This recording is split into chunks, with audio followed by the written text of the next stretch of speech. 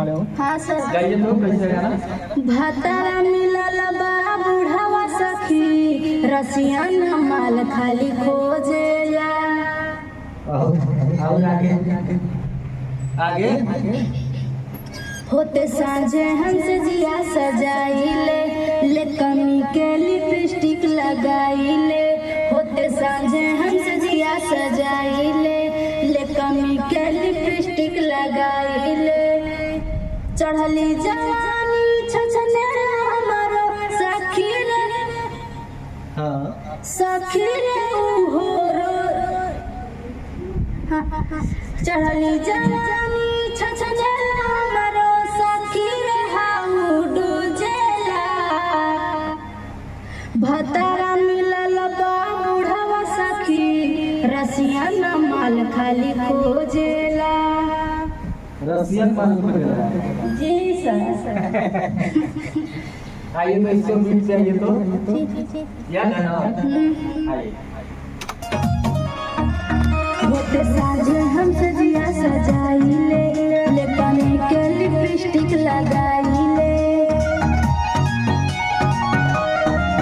होते साझे हमसे जिया सजाइले, ले कमी के लिपस्टिक लगाइले।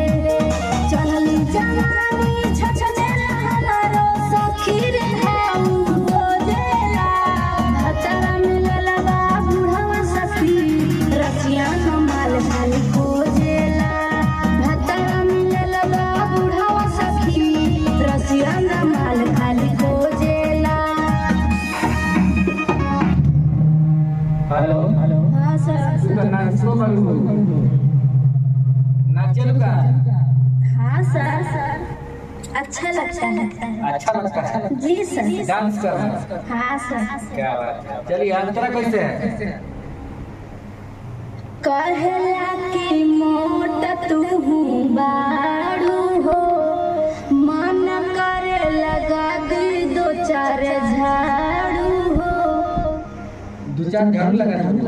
हाँ सर, नहीं बात मानेगा तो मार देंगे। दूल्हा के मारा जाला? आओ एक मिनट पाओ।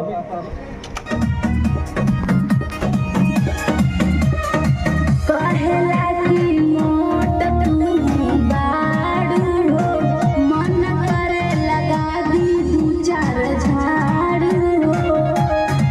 नहीं सटेला हमरा पजरवा रे, सखी रोवत अखी के कजरवा रे। रुसल बा हमरा से बोले नाही, सखी रे कवना ओजेला। भतारा मिलल बा बुढ़वा सखी, रसियन माल खाली खोजेला। भतारा मिलल बा बुढ़वा सखी, रसियन माल खाली खोजेला।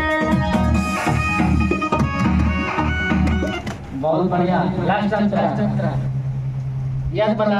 हाँ सर। गाओ तक गवा।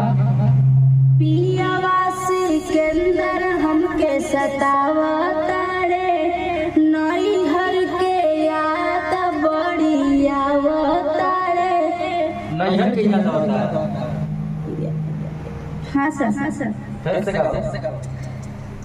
पियावा सिकंदर हमके सतावता रे, नई हर के याद बड़ी आवता रे। आओ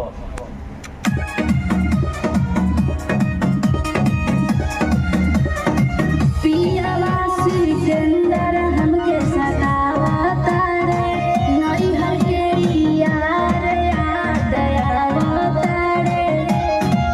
कुछ बोली ना करा डरे रे, सखी प्यार करे के मन करे रे।